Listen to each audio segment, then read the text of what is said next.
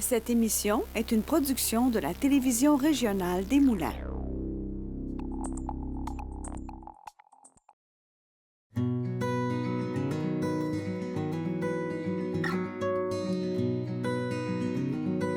Au printemps et à l'été 2022, l'équipe de la télévision régionale des Moulins, en collaboration avec la SODAM, a pris la route pour aller à la rencontre d'artisans lanaudois. De brèves capsules ont été produites afin de mettre leur travail en lumière.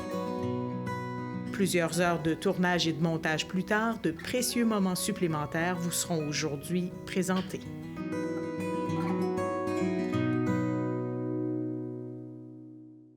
Bonjour et bienvenue à l'émission. Nous poursuivons aujourd'hui notre tournée des artisans dont vous pouvez apprécier les produits dans nos marchés. Et quoi de mieux que le miel pour goûter l'essence même d'une région? Chez Apis Divisio, on l'a visiblement très bien compris.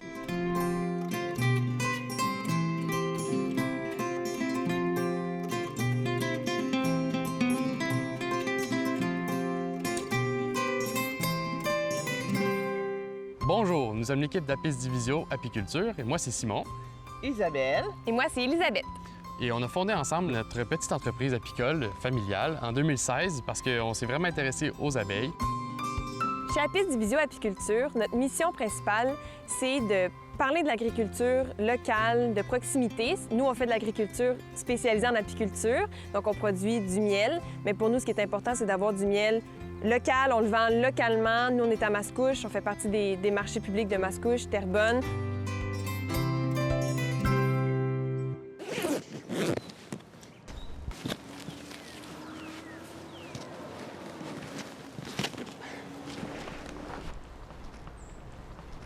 On s'apprête à ouvrir cette ruche-là.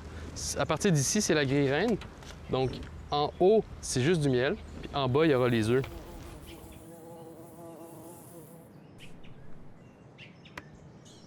Donc c'est ce qu'on appelle notre grille reine, finalement. C'est ça qui va empêcher notre reine de monter aux étages supérieurs pour que dans les hausses à miel, il n'y a que du miel. Parce que les ouvrières sont capables de rentrer, de monter, mais pas la reine. Donc la reine, elle va rester en bas puis pondre seulement dans la hausse du bas, qu'on va appeler la hausse à couvain. Donc ce qu'on veut voir, nous, c'est est-ce que notre reine est en santé. Donc ici, elle a un point jaune. Bien, c'est pourquoi que tu l'as mis en jaune? Il y a un code de couleur selon l'année de naissance de la reine. On voit du couvain. Ici, c'est du miel. Comment on différencie ça? L'opercule n'est pas le même. Il est comme de la petite cire mince. Puis ici, c'est plus épais. Ça, c'est un cadre à mon goût. Vous voyez, operculé, du couvain operculé, partout, presque le cadre en entier. L'autre côté, même chose. Ça, c'est plein d'abeilles à naître. Ça. Toute beauté, c'est ça qu'on veut.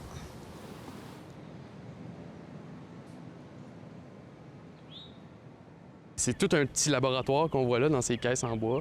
Que même si cette pratique-là est millénaire, on n'a absolument pas tout découvert. Puis à chaque jour, on découvre des trucs, des comportements qu'on n'avait jamais remarqués ou avec les changements climatiques, on a des adaptations à faire aussi. Ici, à Apis Divisio Apiculture, on essaye d'innover nos pratiques, adapter nos pratiques au climat du Québec puis aux obstacles qui sont dans notre chemin ces temps-ci. On a instauré un hôtel à insectes qui a été conçu entièrement par notre équipe et qui permet aux abeilles indigènes, mais aussi à tous les pollinisateurs, d'avoir accès à une maison. Parce qu'une des raisons pour laquelle les pollinisateurs sont en danger, c'est qu'ils manquent d'endroits où vivre. Souvent, ça va être dans le sol, dans des vieux troncs. Et aujourd'hui, bien, il y en a de moins en moins parce qu'on va minéraliser nos sols, transformer les forêts. Ce que j'aime, c'est de me retrouver au marché. J'ai toujours plein de questions sur les abeilles, sur la fabrication du miel, sur la biodiversité. J'aime aussi élaborer des nouveaux produits dans le but d'avoir une moins grande empreinte écologique.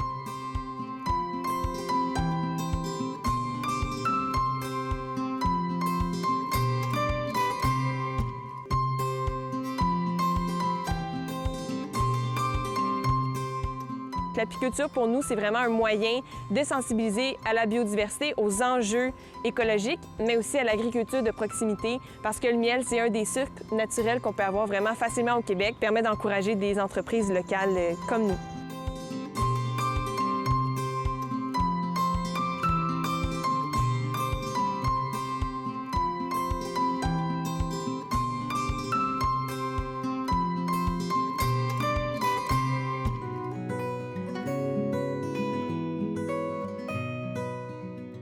C'est en 2016 que l'apiculture a piqué, et c'est le cas de le dire, la curiosité de Simon Jeannot, une passion qu'il a su transmettre aux membres de sa famille. Quand j'ai découvert l'apiculture en 2016, j'étais aux études, puis j'avais des professeurs qui s'intéressaient à ça. Puis là, j'ai sauté dans le train avec eux assez rapidement. Puis c'est un sujet qui m'a fasciné. Moi, je suis spécialisé en biologie. Puis c'est tout un petit laboratoire qu'on voit là dans ces caisses en bois qui sont remplies de vie, bien évidemment, plein de procédés, plein d'étapes tout aussi intéressantes qu'un peu mystérieuses à l'occasion. Donc moi, c'est vraiment le mystère en arrière de tout ça, la mécanique de la ruche, la colonie qui m'intrigue, qui finit pas de m'en faire voir de toutes les couleurs. Depuis qu'on fait l'apiculture dans ma famille, ça a intéressé pas mal tout le monde. Ma mère s'occupe principalement des ruches désormais pendant son été. Puis mon père, il nous fabrique du matériel. Donc les ruches que vous voyez, une grande partie qui a été fabriquée par lui. Donc on a vraiment comme une belle petite équipe. Puis ma copine Elisabeth, qui elle s'occupe de le matériel éducatif, un peu plus la logistique. Donc moi, je suis vraiment plus la personne qui va valider les inspections puis qui va conseiller ma mère dans ses interventions, puisque j'ai suivi plusieurs formations. Puis c'est ça, notre équipe est vraiment multidisciplinaire. Apis Divisio, c'est un nom qui a été choisi avec soin. Rien n'a été laissé au hasard afin de représenter la mission de l'entreprise apicole. Apis Divisio, notre nom vient du genre d'abeilles qu'on utilise, c'est-à-dire Apis mellifera. Puis Divisio, c'est un autre mot en latin qui signifie le partage, la répartition. Donc nous, on est l'abeille du partage, l'Apis Divisio. Pourquoi? Parce que nous, on aime beaucoup, et c'est la raison pour laquelle on fait l'apiculture, distribuer nos connaissances, éduquer les gens par rapport à l'apiculture, puis partager aussi nos délicieux produits sucrés. Ça, c'est ma production de cet été. On a extrait ça en juillet. Il y a vous voyez, différentes couleurs. Ça veut dire que les abeilles ont butiné différentes sortes de fleurs. Moi, je dis que c'est des fleurs sauvages, du miel de fleurs sauvages. J'ai pas investigué plus, mais on pourrait faire analyser puis savoir exactement la prédominance d'une fleur dans un miel. Ces deux miels-là sont issus de la récolte du Jardin Mort à différentes périodes, je dirais 3 semaines environ de différence. Plus la saison avance, le miel tend à être plus corsé, je dirais, et plus foncé, dépendamment de la floraison. Selon la couleur du miel, ça peut être surprenant. Lui ici, je me doute qu'il y a beaucoup de tilleuls. Les arbres, quand c'est la floraison, les abeilles les aiment beaucoup, puis ça fait un miel clair, un peu citronné. Ici, probablement qu'il y a du trèfle en bonne quantité, mais je peux pas m'avancer vraiment plus.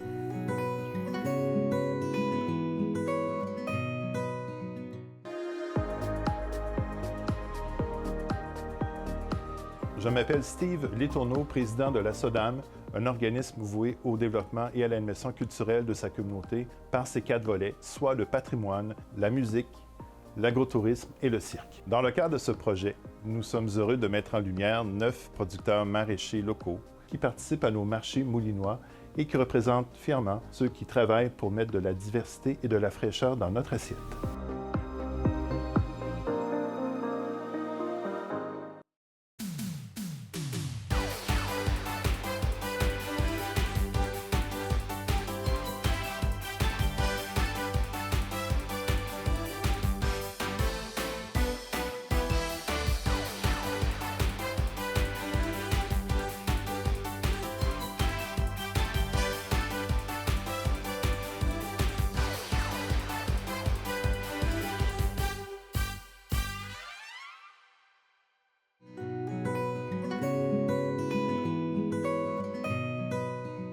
Pour l'équipe d'Apis Divisio, le délicieux miel, c'est un vecteur pour transmettre des connaissances sur l'importance écologique de la biodiversité, mais aussi à propos de tous les pollinisateurs, dont la plus connue, l'abeille.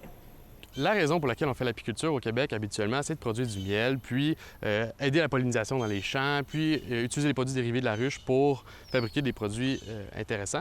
Mais chez Apis Divisio, on essaie aussi de démocratiser ces pratiques-là, puis de montrer aux gens c'est quoi ça, les abeilles à miel, puis qu'est-ce qu'on fait avec ça, puis pourquoi c'est là, puis il y a tellement de mystères autour de ça. La première grande question, c'est mais d'où viennent ces abeilles à miel? Bien, en réalité, ils ne sont pas indigènes d'ici. On n'a pas d'abeilles à miel au Québec de base. Le genre Apis mellifera n'existe pas en Amérique du Nord nativement. Donc, il a été importé il y a plusieurs siècles par nos colonisateurs, un peu par accident. Mais de nos jours, on utilise ces abeilles-là comme porte-étendard de la cause des pollinisateurs, puisqu'on a plus de 350 autres sortes de pollinisateurs, d'abeilles en fait, indigènes au Québec, comme les bourdons, les osmies, les mégachilidés. Il y en a plein. Il y a plein d'autres sortes d'abeilles qu'on ne connaît absolument pas. Puis en réalité, c'est elles qu'on veut défendre du déboisement, de la fragmentation des habitats, de la surabondance de pesticides. Donc, c'est celles-là les vraies victimes quand on parle du déclin des pollinisateurs. C'est nos abeilles indigènes, nos papillons, nos oiseaux. En tout cas, c'est un gros problème. Puis nos abeilles, ça attire l'attention, ça attire l'œil. On s'en sert comme mascotte un petit peu. On va aller montrer. Regardez les abeilles. Là, les gens commencent à poser des questions, puis là, on les tire. Oui, regardez ça. On a un bourdon à côté. Le bourdon, c'est le cousin de notre abeille. Puis c'est un excellent pollinisateur, puis lui, il vient d'ici. Puis lui, il faut le chérir, puis le protéger. Apis mellifera a vraiment besoin d'une certaine variété de fleurs pour être en santé, pour pouvoir produire du miel à longueur d'année. Donc, on a fait le choix de s'installer ici, dans un endroit où il y a une variété de fleurs à longueur d'année, plutôt que d'aller dans un champ de monoculture, par exemple, qui va avoir des pratiques souvent un peu moins bonnes pour l'agriculture. On le voit avec les changements climatiques, notre planète est en détresse, on coupe nos forêts un peu partout, il y a beaucoup d'actions qui sont posées qui font que notre planète a de la difficulté, mais en misant sur la biodiversité, on peut aider l'environnement à mieux s'autoréguler, à permettre de réguler le climat, réguler l'eau, puis à nous offrir des services écosystémiques qu'on appelle, qui permet à nous, l'humain, au final, d'avoir une vie plus belle, parce que comme ça, on a des fruits et des légumes parce qu'il y a de la pollinisation, on peut respirer de l'air fraîche parce qu'il y a les arbres qui permettent de filtrer l'air. Puis tout ça, c'est en faisant en sorte qu'on ait une grande biodiversité, qu'on peut avoir ces actions-là. Puis c'est pour ça que c'est ça qu'on met de l'avant dans nos ateliers de sensibilisation. L'apiculture, pour nous, c'est vraiment un moyen de sensibiliser à la biodiversité, aux enjeux écologiques, mais aussi à l'agriculture de proximité. On commence tout le temps en expliquant qui est l'abeille à miel. Ça, c'est une abeille, c'est brun, c'est doux, contrairement à la guêpe qu'on mélange souvent. Je leur parle de la biodiversité, la pollinisation. Qu'est-ce qui arriverait si on n'avait pas d'abeilles? On aurait une très petite diversité alimentaire. Ici, je leur parle de différents pollinisateurs qu'on peut retrouver et les espèces florales qui sont privilégiées par ceux-ci. Un outil éducatif créé par Apis Divisio est particulièrement intéressant pour bien comprendre ce qui se passe entre la fleur, l'abeille et le pot. Allons le découvrir avec l'apicultrice Élisabeth Cazot. Une des choses qu'on avait envie d'expliquer, c'est la fabrication du miel. Parce que quand on voit le miel à la fin dans un petit pot, on ne comprend pas des fois tout le processus que ça demande pour les abeilles qui travaillent vraiment très fort pour le produire. Donc, j'avais envie de vous l'expliquer un peu aujourd'hui avec un cadre qu'on a monté. Donc, on l'a imaginé, puis on l'a créé et on le présente à nos camps de jour. Donc, ici, on a une abeille qui est sur une pipette pour représenter un peu sa longue langue. Les abeilles ont vraiment une longue langue pour aller chercher le nectar au centre de la fleur. Donc, souvent, on va penser que les abeilles et les pollinisateurs vont se déplacer dans les fleurs pour collecter uniquement du pollen, parce que c'est ça qu'on peut voir sur les insectes, les petites boules de pollen. Mais en fait, ce qu'elles vont chercher, c'est le nectar, qui est le petit jus sucré que les fleurs produisent pour que les abeilles viennent les visiter. Donc ça, c'est une grande coévolution des fleurs avec les insectes pollinisateurs. Les fleurs produisent un nectar vraiment très bon. Les abeilles viennent le chercher et en même temps, parce qu'ils se promènent partout dans la fleur, se remplissent de pollen et en se déplaçant d'une fleur à l'autre, le pollen va se détacher et faire la pollinisation, ce qui permet la reproduction et la création de fruits et légumes qu'on peut manger par la suite. Donc notre abeille va venir chercher le nectar dans la fleur, va ensuite aller à la ruche. Donc ici, on a ses amis abeilles dans la ruche. Elle va pouvoir donner avec sa langue le nectar qu'elle a gardé dans sa bouche à une abeille. Puis, 2 abeilles vont faire ce qu'on appelle la trophalaxie, qui est un très long mot pour, grosso modo, dire que les abeilles vont se transférer le nectar de bouche en bouche, ce qui va permettre d'ajouter des enzymes. C'est des toutes petites molécules qu'il y a dans l'air et qui va permettre aux abeilles de rendre le miel beaucoup plus visqueux, comme on le connaît, parce que c'est vraiment du nectar transformé. Si on faisait juste licher une fleur, ça ne goûterait pas le miel. C'est vraiment l'enzyme que les abeilles ajoutent avec leur langue, leur salive, qui va faire que ça ressemble vraiment à du miel. Et à ce moment-ci, le miel n'a pas la bonne texture exactement, donc il va le mettre dans des alvéoles de cire, ici, bon, ici, sont en carton, mais dans la ruche, sont en cire, comme ici. Ils vont pouvoir déposer le miel et ventiler avec leurs ailes. Donc, ils vont battre des ailes pour ressortir l'humidité excédentaire. Puis quand ça va avoir la parfaite texture, ils vont rajouter une couche de cire, ici, pour le fermer. C'est ce qu'on appelle l'opercule. Et là, le miel est prêt. Nous, en tant qu'apiculteurs, ça veut dire que c'est prêt. On va le voir à la ruche, des beaux cadres blancs, qui veut dire que le miel est parfaitement réalisé, les abeilles sont satisfaites et c'est à ce moment-là qu'on peut venir le chercher, on peut gratter et à ce moment-là, on va avoir du magnifique miel et c'est ça notre spécialité chez Apis Division Apiculture, c'est qu'on produit du miel non pasteurisé, non transformé. On l'a pris de l'alvéole, on l'a mis dans le pot de miel, c'est le plus naturel possible, 100% de miel, aucune coupure. Puis c'est ce qui est le plus important pour nous, d'avoir un miel de qualité et qui est 100% miel produit localement.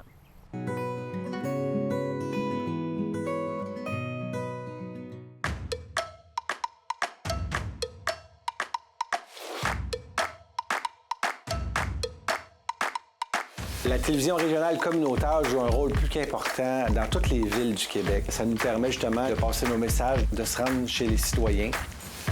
La télé communautaire, c'est une belle vitrine pour nos activités, puis pour promouvoir le communautaire au niveau local. La télé régionale permet aux entreprises de présenter leur bon coup, de faire rayonner les entreprises d'ici et stimuler par la même occasion l'achat local.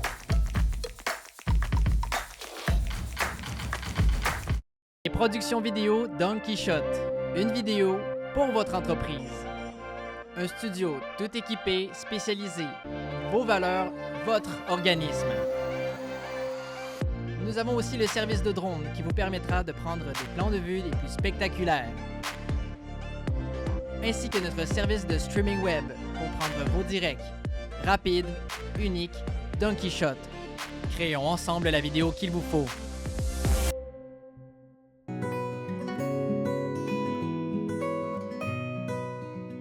Les visites à la ruche sont essentielles pour s'assurer que le processus de fabrication se déroule bien à travers les rayons. Quel est le matériel indispensable pour faire une inspection sécuritaire? C'est ce que nous allons découvrir. Ici, on va faire un petit survol du matériel indispensable de l'apiculteur. Naturellement, le lève-cadre pour séparer parce que chaque fois qu'on doit bouger, tout est collé ensemble. Les autres, ils ne tolèrent pas une petite infiltration d'air. Ça fait qu'aussitôt qu'on referme la ruche, ils vont sceller avec de la propolis, puis c'est fantastique. L'enfumoir, pour faire une petite fumée, pour induire un comportement aux abeilles, leur indiquer qu'on arrive, puis qu'on va ouvrir.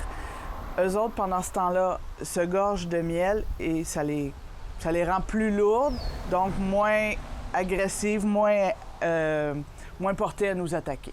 Mon voile, des fois, on peut travailler dans la ruche sans vêtements de protection, mais le visage, je dirais que c'est un indispensable. Donc, on va s'apprêter à aller voir un petit coup d'œil à nos ruches. On s'habille. On va s'habiller.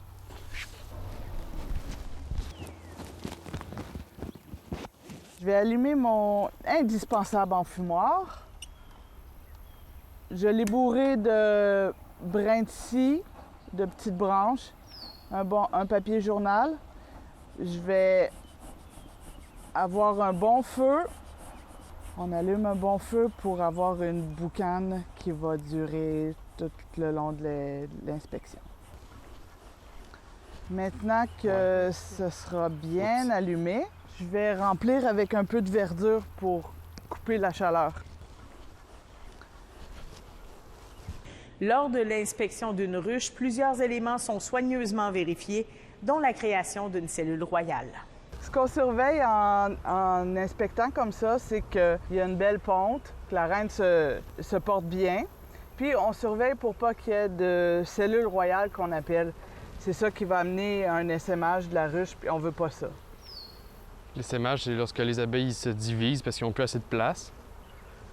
Donc là, c'est ce qui va causer l'apparition d'essaims d'abeilles chez les gens ou n'importe où dans le jardin. Les abeilles peuvent se rendre à plusieurs kilomètres de leur ruche initiale. Donc, le problème, c'est que souvent, les gens ils confondent les abeilles et les guêpes. Donc là, ici, là, vous voyez bien, là, nos petites abeilles sont douces, sont brunes, sont gentilles comme tout. Ça n'a rien à voir avec une guêpe. Donc, les nids, quand vous voyez des nids de papier, là, ou bien des grosses guêpes jaunes, le jaune est très marqué, là, bien ça, c'est pas des abeilles. Là. Donc, nos abeilles vivent vraiment dans des ruches comme celle-là, ou dans les arbres, mais ils font pas de nid en papier. Donc, c'est vraiment la grosse distinction, là.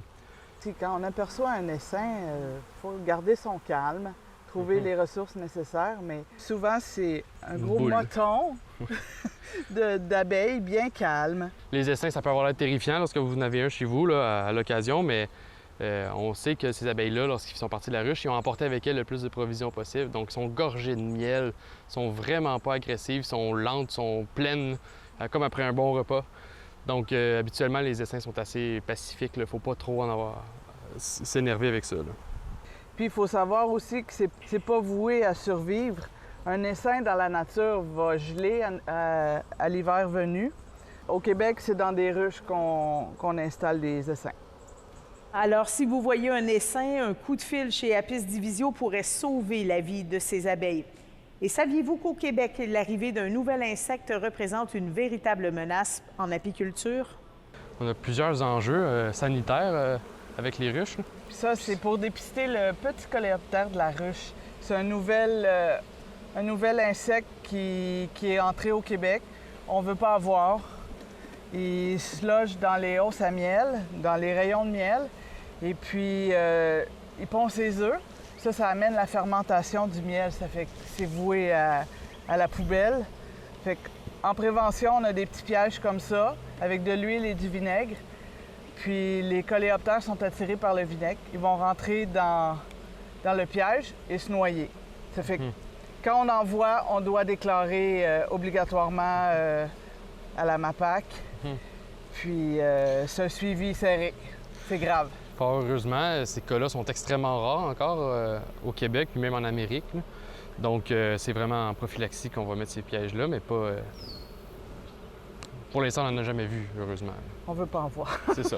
Donc, c'est ça notre petit piège à coléoptère. Ici, les deux réservoirs de gauche et droite sont remplis d'huile minérale.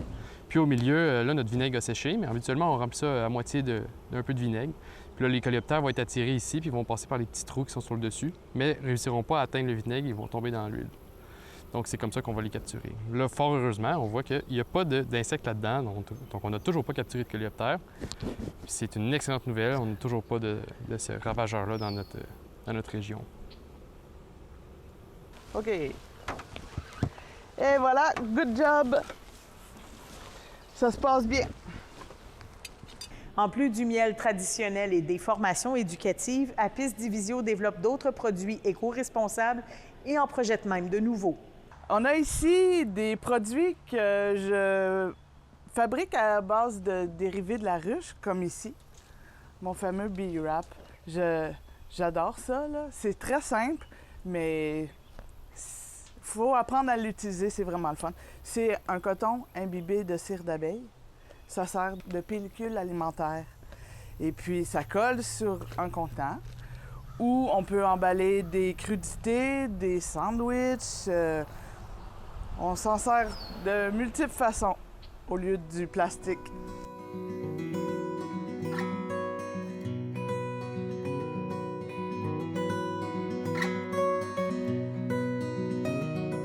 Ici, j'aimerais vous montrer cette boîte spéciale.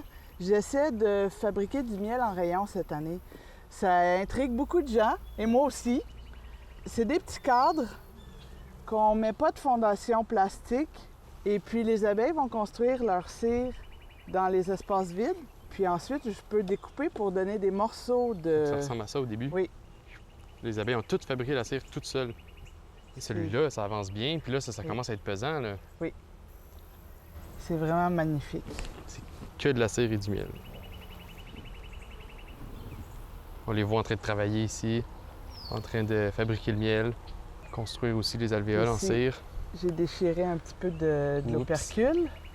Quand on parlait de l'opercule tantôt, c'est ça, la petite pellicule de cire pour sceller les rayons quand le miel est prêt. Donc ça va être l'heure de notre petit test de dégustation. On va vérifier s'il est aussi délicieux qu'il en a l'air.